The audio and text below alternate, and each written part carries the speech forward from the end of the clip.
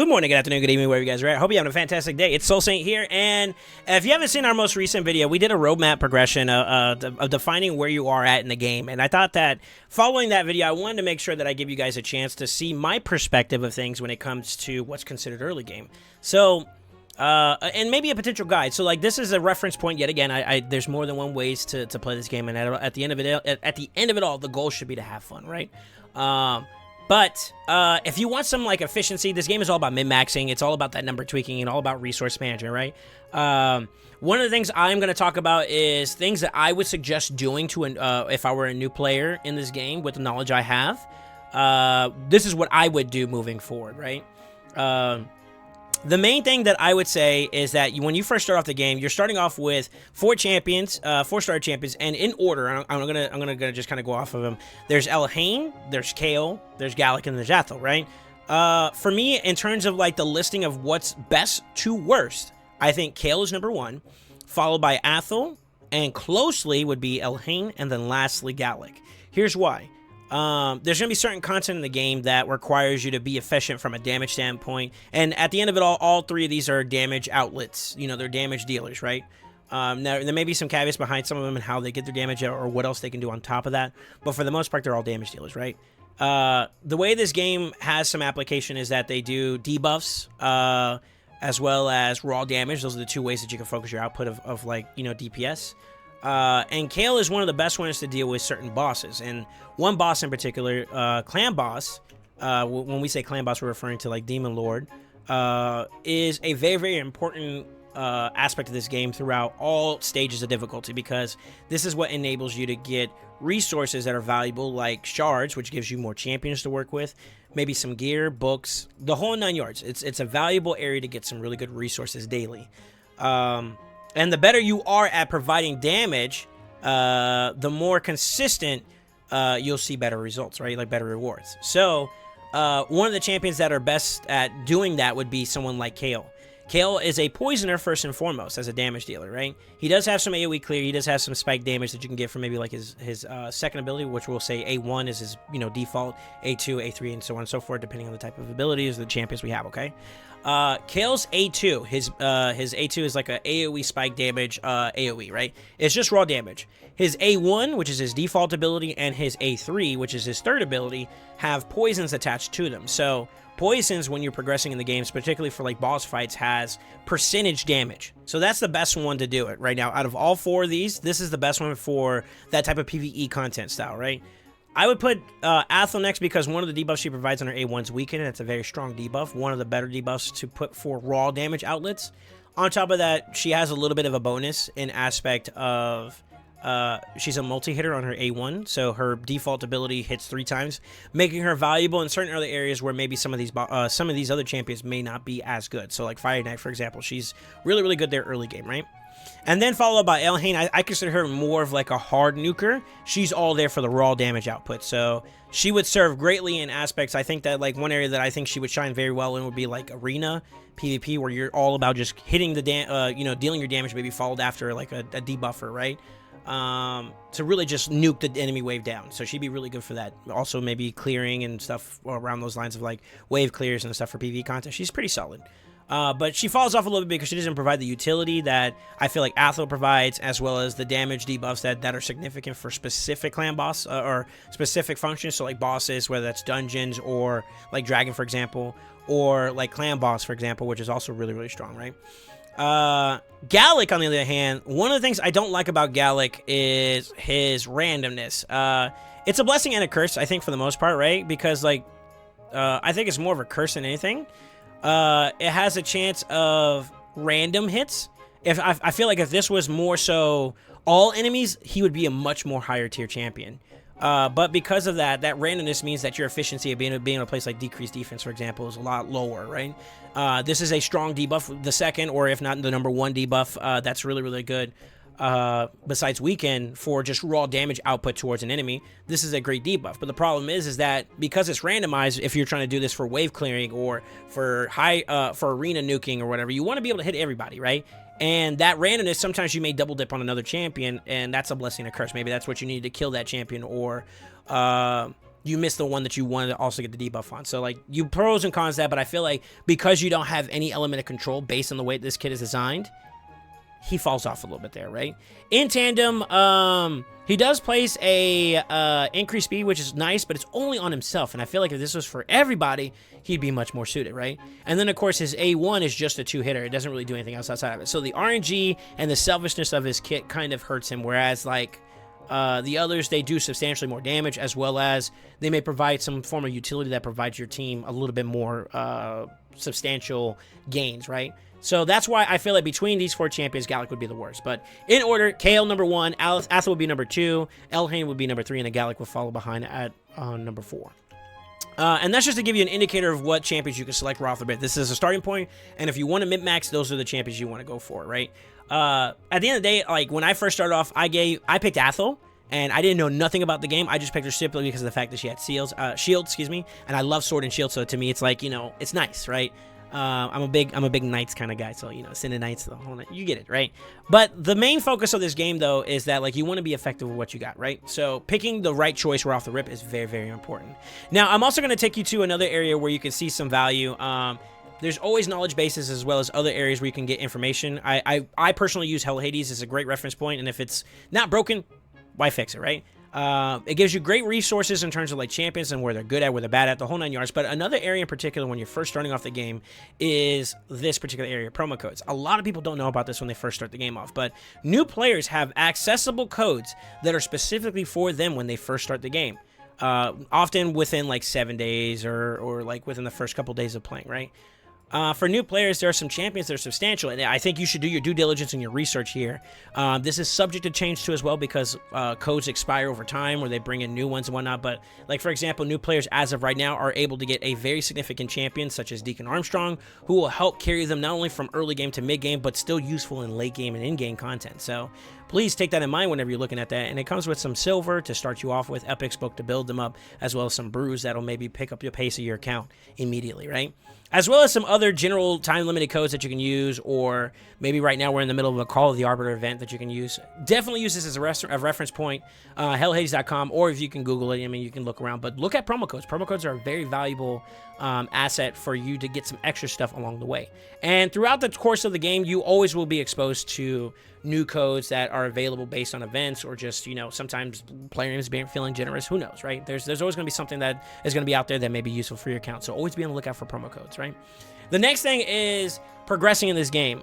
When you're first progressing, it's kind of like a lot you're exposed to. They tell you a little bit about artifacts, and they do a kind of a poor job about it. I'm not going to lie. Even the missions themselves when you first start off are very, very rough. But what I would do is identify this. This game is about resource management and then efficiency, right? So the goal you should have is not to acquire a bunch of level 50 champions, not when you're starting the game off. It's all about quality over quantity. And what I mean by that is that you could have the choice of having a bunch of 40s or 150, or better yet, the highest you can get in the game is 60. 160 versus like 7 40s or 7 level 50s. The choice between those two options should always go that 160. The significance of a champion being at level 60 is exponentially better than having a team at level 50. One level 60 champion could do roughly more than 4 level 50s. I kid you not. And the proof is in the pudding. Masteries, as you go along, the best ones are in the highest tier, and they're only acquirable if your champion is fully leveled out, fully ascended, fully maxed out, fully ranked up, right? So getting to that as soon as possible is very, very important. In particular, I would recommend starting off with your starter champion. That is the one that's always going to be the most consistent thing for the point of this guide. There are some champions that you can acquire as a means of daily logins or special events right now, like the promo codes, such as Artec is our currently available daily login champion, but that may, depending on when you're watching this video, that may not be available anymore. So I will always start off by saying I recommend your starter champion. For me, I would normally pick Kale at this point. And as a part of the daily login that you're going to experience, you'll get exposed to one of the first sets of the game. It's going to be a 4-star piece of lifesteal, What I normally recommend players do is you take the first 4 pieces you get from that daily login. So after 4 days of logging in, for me and most players on the East Coast of the North American side, our reset is around 8 p.m. EST. So you just have to look around it. And one way you can kind of tell when reset's about to happen is if you pay attention to these numbers for like dungeons of when like the potion keeps reset. We got 4 hours and 40 minutes until the next reset. Another place you can look at would be like quest. Your next set of events, they reset daily. Same with your daily quest. That'd be a great place to know when reset is coming, right? But every single day when you first log in, you get exposed to daily pieces like your daily login champion. They give you pretty much a lifesteal set, you know, all 6 pieces from the top inside, right? You know, the weapon, the helmet, the shield. I would take at least the first 4 pieces, which will be your boots, your chest, your glove, and your helm, and place it on Kale or your starter champion, whoever you so choose to pick, and level those 4 pieces up to their peak. So 16 is the max you can get. I leveled that up because they're going to be the hardest. They're going to be the most efficient gear for you to kind of hyper carry for what we're going to be focusing on down the road. So our goal is to be able to get our first level 60, right? The way you're going to do this is you're going to follow along your missions to get rewards. They're going to be varying depending on where you're at. So like right now I'm on the part 5 of 7 for progression maps right now, or progression missions, and completing a certain mission will give me like legendary tombs and gems and whatnot. It's super valuable, right? It's going to be a little different for you when you're first starting off, but regardless, those resources are going to be valuable, whether that's silver, mastery, scrolls, or whatever the case may be. They're super valuable. So get on the ball, stay on top of that. You're going to try to follow along your missions and let that be a focus for you while you're progressing in the campaign, right? But when you progress through the campaign, there's going to be various resources and rewards you can get, as well as like completing a difficulty or stage with only specific requirements, certain challenges, right? So if you're able to beat the stage, you get 1. If you're able to beat the stage with nobody dying, you get 2 stars. And then of course, if you can beat the stage with nobody dying with 2 champions only at most, then you get 3 stars, right? So those stars will add up to value of you getting resources such as, you know, extra silver, gems, maybe some brews, as well as shards. Shards are very, very important. We'll get more on that later. But your goal is going to be to progress through this as much as possible, right? Through every single difficulty. There's a particular place that I would like to designate that people should try to aspire to getting to as quickly as possible, and that's in brutal category. I think hard would also be acceptable too as well, but in particular, we're looking at Chapter 12, Stage 3. This is the best place to farm for silver and experience, character experience. Per energy. So the amount of value that you get for your energy, you want the bang for your buck, because this is a finite resource. This goes away very, very quickly. I have 129. After so many refills, it takes like 40 refills per refill, 40 gems per refill. That can go away very, very quickly when you're progressing in the game, right? So you want to get the most bang for your buck for your energy, and 12.3 in particular is the best place for energy, for silver and experience per energy. And the reason why is this gives you pretty decent amount of experience for clearing it.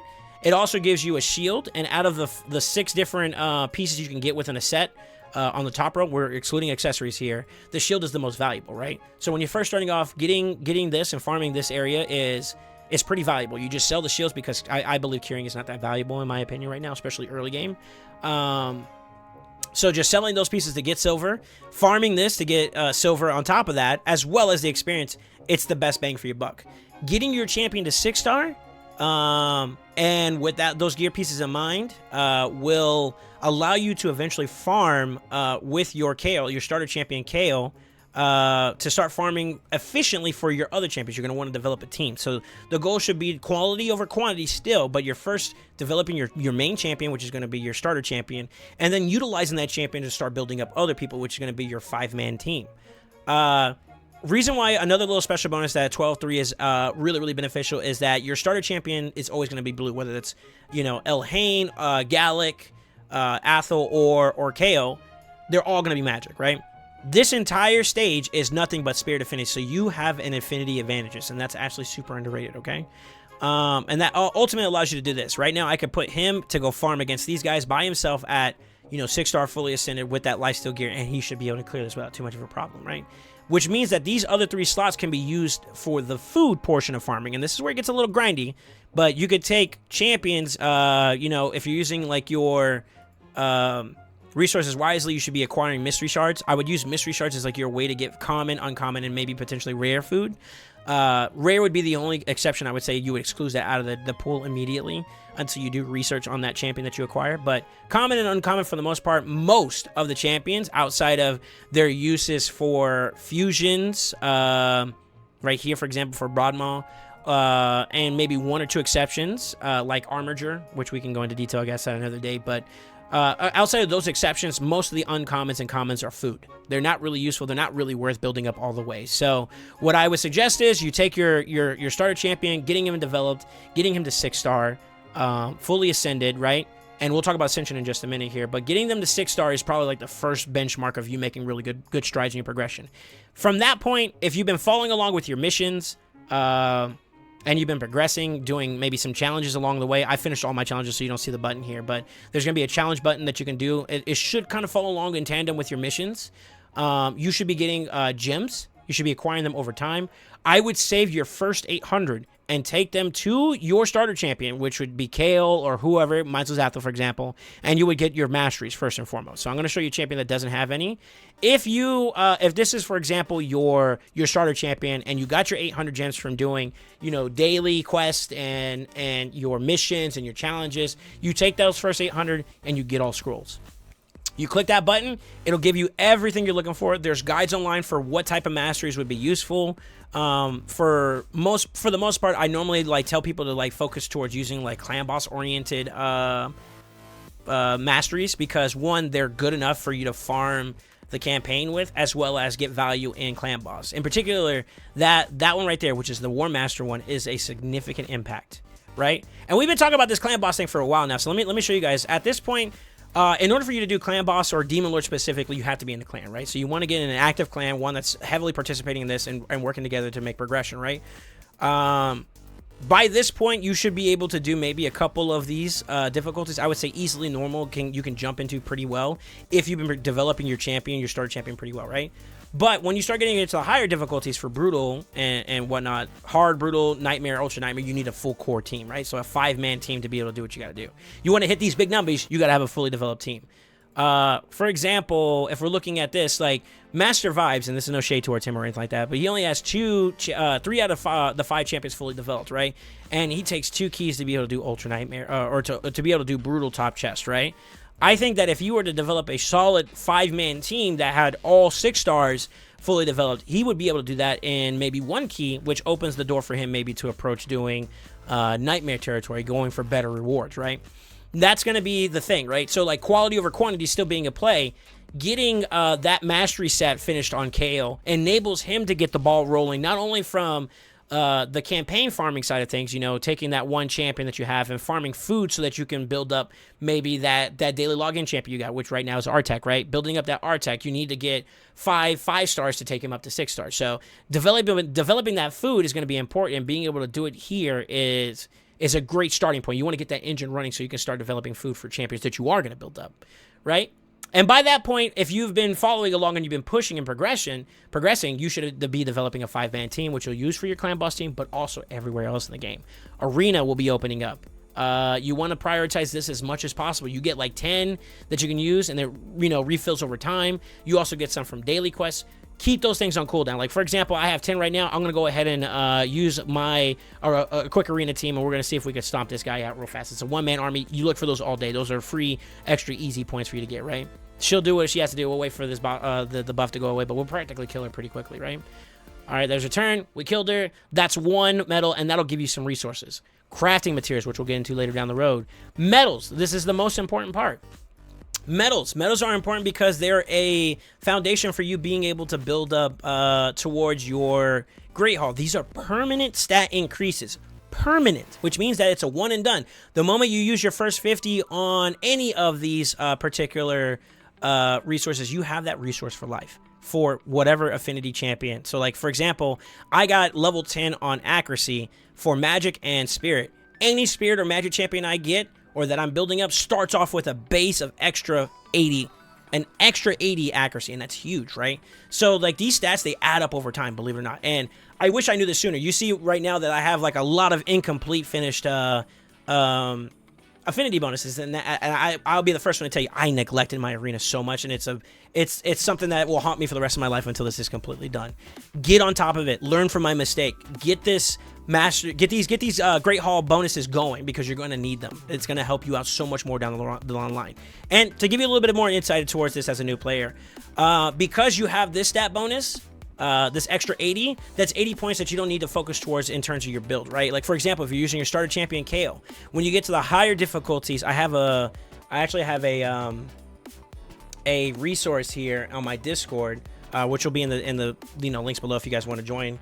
I have a resource area where I have some pinned messages, and matter of fact, I'll just show you. I have some pinned messages with some valuable information, and in particular for Clan Boss, these are some of the stat requirements as you go up. So, like, if I need to hit 140, well, 80 of that covers pretty much everything from hard and almost half of brutal. So, like, that's less resources I have to spend towards acquiring something like accuracy, for example, and I can push that maybe towards more defense, more attack, more crit damage, whatever the stat that desires I'm looking for are. And that's a significant change. As I get more and more pieces, the type of gear that I'm going to be looking to push is also going to change. So to get there quicker, get on top of this right away, right? I would say this is probably like the second most important thing that you want to get on top of early when you're starting the game, right? And I don't know if you noticed, I've been going from right to left. Faction Wars is going to be a little bit harder to do because you're not going to have many champions, but I think nevertheless, when you first start off, I believe your starter faction will be open. At least try to get whatever you can done, because these glyphs will be valuable later down the road, and we'll talk about that when we get gear, okay? But the main thing is that you're making progression towards your missions, as well as developing your champion team for the first time. A lot of where I would try to farm at when I'm progressing is that, like, if I can beat through normal, beat all of normal, and move on to the next stage, right? At this point, I did do a reference check on an alt account that I was developing, doing something like a stage 6, which has nothing but Void or, in this particular case, Spirit Affinity champion. So my magic champion would benefit from being, he has the advantage, right, in terms of affinity. Doing this stage is a lot more valuable than doing normal 12-3. So, like, keep that in mind. Do a reference point. If you want to do a check, do one dungeon set with, at the difficulty you're currently at, and then go to the last 12-3 you were at and see the difference, right? You always want to make progression strides with the most gains in terms of your energy usage, right? So try to push as fast as you can, but once you get to brutal, 12-3 is the safe place to be at, okay? After that, you're looking to kind of progress in terms of gear and your champion stability, right? So at this point in time, if you only have Kale fully developed, fully mastered, fully ascended, you're developing your other team members. Maybe you got a legendary along the way that has some value. Of course, do your ground research. My first legendary ever was Brogny, who was a significant game changer for my account. He's the reason why I'm even playing the game still to this day. Was a game changer, right? So I did my research into him, and I learned about him, and he's like super valuable. So I started building him up, right? But while you're building up your teams and you're developing your champions and you're getting them ascended, potion keys, you're pushing as far as you can along the way. If you can get at least to where the point where like stage 8 is accessible, then you can start farming up superiors, which means eventually you'll be able to full 6-star the highest champion, which is a legendary, right? You'll be able to do it. It'll be slow, it'll be tedious, but you can at least make progression that way. But at this point, though, if you have at least, maybe some solid 50s along the way and at least a couple 60s in tandem with that, right? You're going for that quality over quantity. You can start looking towards gear. Gear's going to be an ever-revolving door, but in particular, the top 2 areas that I like to focus at would be Dragon and Spider Den. And here's why. Speed, super important. One of the most important aspects of this game. And there's a rule that I follow when it comes to gearing, right? And we were talking about gearing earlier. I'm actually going to pull up a new text document here for a second. Give me a moment. I follow a rule that I got from Hell Hades himself. It's ASDD. And that is accuracy, speed, defense, then damage. And I'm going to put some caveats here. Accuracy, where it's necessary. There are going to be some champions that don't need accuracy, and there's going to be some champions that do. We were talking about starter champions earlier, right? If you have someone like Elhain, who is a damage dealer, she doesn't provide any debuffs. You don't see any of those red debuffs or anything like that. See, this is a buff, right? This is the blue stands for a buff that goes to you and your team, right? But a red debuff, for example, let's see if we can find somebody who does a debuff. Deliana, who was a daily login champion many moons ago. This red debuff right here or here or here is a debuff that you apply to the enemy, right? And most often than not, those require you to have accuracy, right? There are some exceptions to that, and I'll give you a clear indicator of one. We had a daily login champion in Rhonda, and for example, her A2 does block passive skills and block active skills. It's a really strong ability to lock out teams, right? where it says this debuff cannot be resisted, eliminates the need for you to have to apply any form of accuracy, right? So there's certain caveats to it, but for the most part, whenever there's debuffs that you're applying to an enemy, like for example, if you're using Kale, it doesn't say that it cannot be resisted, right? So having accuracy is important on someone like Kale, right? Those poisons that you apply, it doesn't say this debuff cannot be resisted. This debuff, it doesn't say that at all. So if you want to apply the poisons, which is the main core of his utility, the main core of his kit that makes him significant, then you're definitely going to want to apply some form of accuracy, right? So that rule stands supreme. You want to make sure they're effective at what they're doing first and foremost. Then after that, you want to make them go fast. The more turns they get, the more effective they are at doing that. They'll rotate into that kit more often, right? So you want to make them effective at utilizing their kit, which is where accuracy comes to play, and you want them to use their kit as often as possible, where his speed comes in. But believe it or not, the next two is a highly contingent one. When you're first progressing in the game early, people think that just putting out raw damage is the play, and often more than not, that's not the case. Sustain is the name of the game, especially when you're first going early game, right? When you get to the later portion of the games, it actually does flip, where damage is more of a necessity than defense is, right? But when you're first progressing, you're not going to be hitting as hard as you think you are. You're not going to one-shot everything, especially as you progress and you make further progression into the game. You're not going to be one-shotting most bosses, so you need to be able to live through the damage. And that means that facing the reality of building into stats that are survival-oriented, whether that's HP or defense, and another caveat here that I think is a little underrated is resistance, right? You know, being able to avoid being locked out of being able to utilize your kit. That stun, that would, if you didn't take that stun, you would have been able to win the fight. Those resources become a little bit more important for you when you're first progressing the game. Once you're able to sustain and last for a decent amount of time in a fight, for example, I'm referring to like Demon Lord, you got to go the distance with that one. Even if you get him down to 0%, like for example, right now in my clan, we roughly have like 5 mil left, right? If I'm at like 5 mil at this point, that fight's going to still keep going, right? Now, if I'm doing Nightmare, I want to get 39.1 mil. I want the top chest that you can get from that difficulty, right? I need to be able to go the distance, right? And there's certain ways you can get around it where you can prioritize only damage, like block debuff champions, but that's for a later date. The most important thing though is that you need to be able to go the distance, which means that when that guy hits you, you can shrug it off and keep going, right? If you can't do that and you're a one and done, you know, one pump jump, you're not gonna last very long, which means you'll do one really good hit. But imagine being able to do maybe a little bit less, but you do multiple hits that add up to even more than what you would normally do in that one shot. That's more important than just doing that one shot.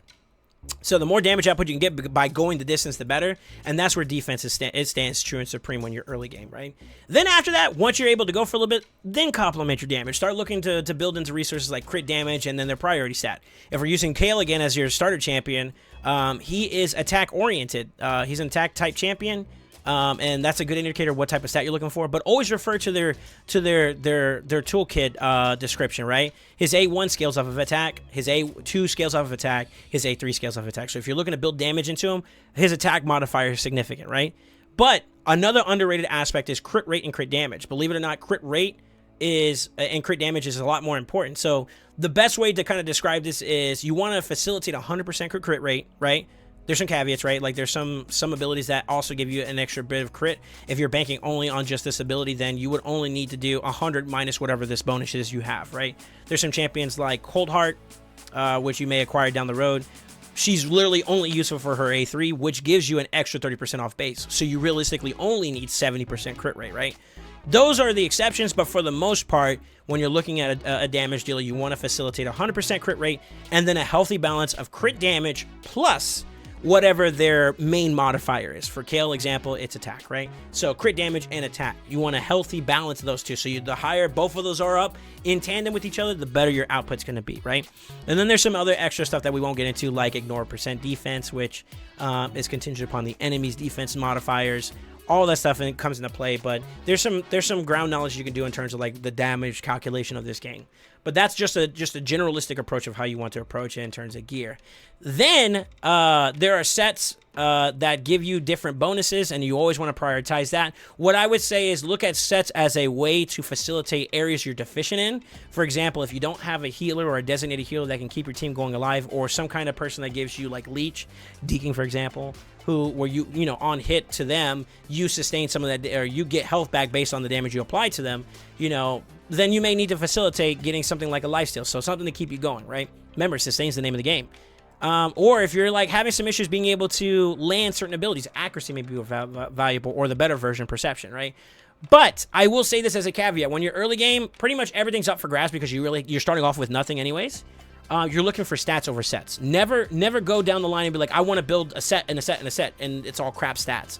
You want to get good stats inside good sets, but before you get to that point, you want to get just good stats. You're much more valuable having a bunch of broken sets, but you have like the most optimal stat lineup here in terms of like your total stats versus just having a set bonus. The value is significantly different, right? Baby steps to it, stats over sets, and then eventually you want to get into stats within good sets, and that's pretty much a general baseline of where you want to go at when you're developing your team early game.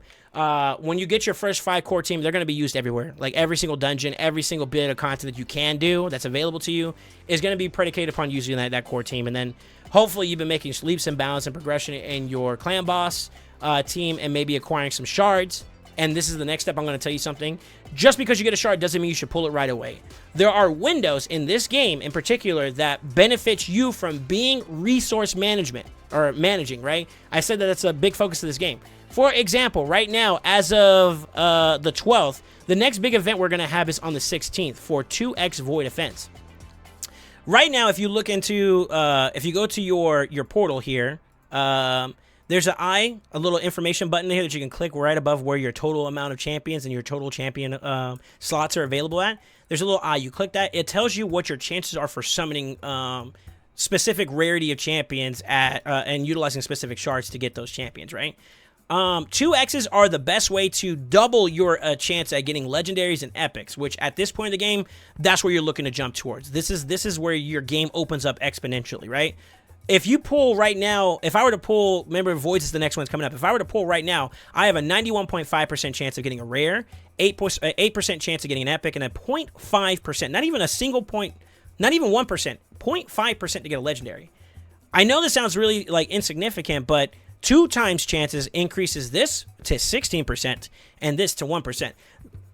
I kid you not, when it comes to putting those shards, that 0.5% difference makes a difference. You'd be surprised at how fractional differences make in this game. It's a numbers game, but it does benefit you from getting the best bang for your buck. So be patient with your shards.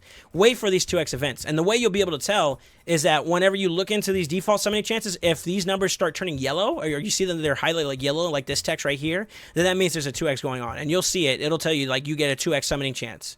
Be aware. There's something called a 10x chance, but that's not the same thing as the 2x. A 10x chance is you have the same base value, which is that 0.5% if we're talking about Voids, for example.